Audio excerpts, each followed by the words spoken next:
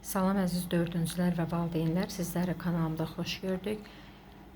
Biz bugün 4-cü sinif Azərbaycan dili 2-ci hissə səhifə 87, 88 və 89-da olan tapşırıqları həll edəcəyik. Gəlin başlayaq. Səhifə 87. Çalışma 2A. Sizcə Dik nə üçün Samuelin hava şarı ilə səyahətə çıxmağından qorxurdu? Hava şarı mətnini dinləyin və suallara cavab verin. Hava şarı hansı materiallardan hazırlandı? Üzəri kətanla örtülmüş, örtüyü isə ipək parça ilə əvəz olunub. Hava şarında nə üçün məhz helium qazından istifadə olunur? Hava şarının havada qalması üçün helium qazından istifadə olunur. Hava şarının ilk sərnişinləri kimlər olmuşdu? Xoruz, ördək, qoyun. Şarlın hava şarının hansı üstünlükləri vardır? Şarlın hava şarını örtüyünü ipək parça ilə əvəz etmişdi. 5. Hava şarının ixtirasının toplum üçün hansı faydalar var? Atmosferin yuxarı qatlarını araşdırmaq üçün ölkələrin müxtəlif yerlərindən hava şarları göndərilirdi. Bu çalışma 2A-nın həllidir. Keçək çalışma B-yə. Sizcə Ferguson öz məqsədinə çata biləcəkmi? Gəlin bunun üçün mətnin oxuyaq. İkinci hissəsini. Budur, Viktoriya hava şarı yola düşüb. Mənzərə həqiqətən də valeh edici idi. Ağaclar, kibrit çöpləri, adamlar isə qarışqa boyda görünürdülər. Saatda 8 mil sürətlə hərəkət edirdi. Hərəkət edən Viktoriya dənizin üzərindən keçib Afrika üzəri ilə uçmağa başladı. Aşağıda susuz çöllər, savannalar, vəhşi heyvan sürüləri görünürdü. Ara sıra yaşayış məntəqələri gözə dəyirdi. Onların üzəri ilə uçanda insanlar qarışqa kimi ora-bura qaçışır, hava şarına doğru ox atırdılar.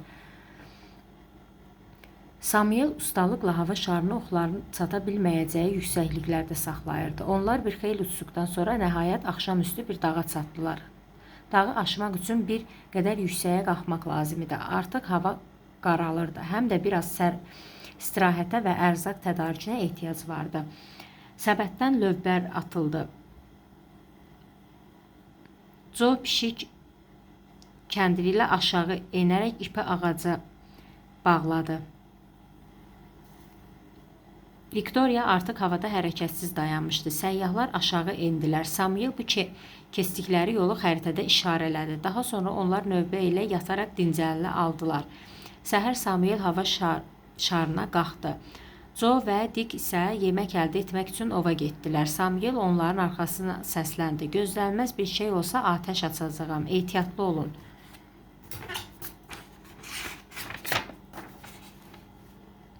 Dik və Joe istidən çat-çat olmuş torpağın üstündən bir xeyli gəzdikdən sonra gölməçədən su içən antilop sürüsü ilə rastlaşdılar. Joe tez nişan alıb onlardan birini vurdu. Elə bu vaxt atəş səsi eşidildi. Bu tüfəng səsidir. Samuel təhlükədədir. Dik təlaşla dedi. Onlar tez səs gələn tərəfə qaçdılar. Hava şarına yaxınlaşanda gördülər ki, bir neçə meymun səbətə dırmanmağa çalışır. Meymunları qorxutmaq üçün Samuel ard-arda atəş açdı. Qorxuya düşən heyvanlar dağılışmağa başladılar. Səyyahlar tez hava şarına minib yuxarı qalxdılar. Onlar müəyyən olunmuş marşrut üzrə səyahətlərinə davam etdilər. Samuel durbini əlindən yerə qoymur, ən xırda detalları belə izləyirdi. Ətrafda heç bir insan gözə dəymirdi. Onlar axşama yaxın bir dağın yamacında aşağı endilər. İndi burada rahat yata bilərsiniz deyə Samuel dilləndi. Bəs niyə yatmırsan deyə Dik soruşdu. Bu gecə mənim gözümə yuxu getməz. Külək istiqamətini dəyişməsə sabah Nilin mənbəyinə çata bilərik. Əvvəlki səyyahların qeydləri ilə mənim hesablamalarım üst-üstə düşür. Mənə elə gəlir ki, məqsədə çatmağımıza çox az qalıb. Bu isə məni həyəcanlandırır. İndiyə qədər açılmamış bir sirrin astanasındayıq. Necə yata bilərəm? Növbəti gün səhər tezdən yola çıxdılar. Şiddətli külək onları cənub-qərbə doğru aparırdı. Nəhayət dağların arasında bir göl göründü. Gölün qayalıq sahillərindən aşağıya doğru bir çay axırdı. Samuel həyəcanla dilləndi. Baxın, dağlardakı göldən başlayan bir çay var imiş. Bu Nil çayıdır. Niyə belə əminsən? Deyə Dik şübhə ilə dilləndi. Baxın, çay şimala doğru axır. Nil cənubdan şimala axan yeganə çaydır. Bəs göl, görəsən bu hansı göldür? Gəlin bu gölü hava şarımızın şərəfinə Viktoriya adlandıraq. Çalışma C. Mətnə əsasən suallara cavab verin. Səyahət zamanı səyyahlar hansı təhlükələrlə qarşılaşdılar? Oradakı insanlar hava şarına ox atırdılar. Samuel yerlilərin hücumlarından necə qorunurdu? O hava şarını elə bir yüksəklikdə saxlayırdı ki, oxlar ona gəlib çata bilməsin. Sonuncu gecə Samuel nə üçün həyəcanlı idi? Çünki o artıq hesablamalarına görə bilirdi ki, sabahçı gün Nilin mənbəyinə gəlib çatacaqlar. Samuel nə üçün göldən axan Nil çayı olduğuna əmin idi. Çünki həmin çay cənubdan axırdı. Nil çayı cənubdan şimala axan yeganə çaydı. Çalışma C. Şəklə bu çalışma C-nin həllidir. Keçək çalışma C-yə. Şəklə diqqət edin. Sizcə dostlar hava şarını nə üçün Viktoriya adlandırmışlar? Siz başqa necə adlandırardınız? Biz artıq işarələr və simvollar mətnindən qələbə işarəsi ilə tanışıq. Bizə qələbə işarəsini oxşardır. Çalışma D. Elə təsəvvür edin ki, Daily Telegraph qəzetinin müxbirisiniz. Sizə tapşırılıb ki, Ferguson və dostlarının səyahətlərinin nəticəsində xəbər hazırlayasınız. Tapşırığı yerinə yetirmək üçün aşağıdakı tövsiyələrə əməl edin. Müsahibəyə hazırlıq üzrə təlimat sizə verilmişdir. Müsahibə üçün maraqlı suallar tərtib edin. Qrup üzvləri arasında rol bölgüsü aparın. Jurnalistlərin zənglərində bezmiş müsahibinizi sizinlə danışmağa razı salmaq üçün nitqə hazırlayın. Müsahibəni rollu oyun şəklində keçirin. Birinci qrup, ikinci qrup, üçüncü qrup. Siz bunu özünüz bu müsahibəni hazırlamış olarsınız. Keçək çalışma E-yə. Araşdırma. Verilmiş ərazilərin coğrafi mövqeyi və təbiəti haqqında araşdırma aparın. Araşdırdığınız mənbələrdən qeydlər götürün və yaddaş xəritəsi hazırlayın.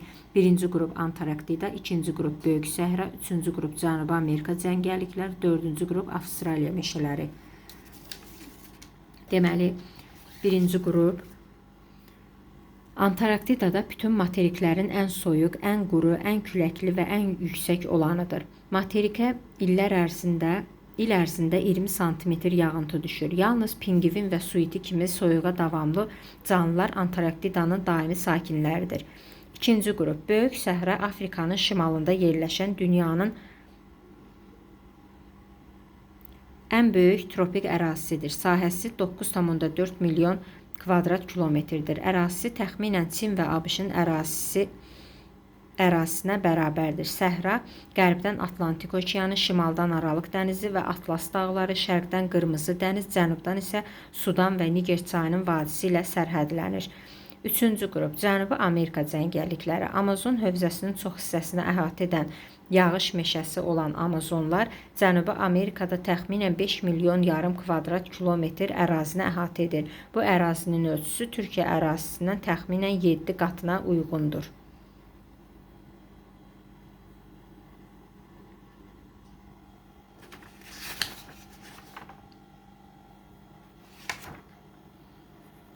Bugünkü tapşırıqlarımız bu qədər. Kanalımıza abunə olmağı və bəyənməyi unutmayın. Hələlik.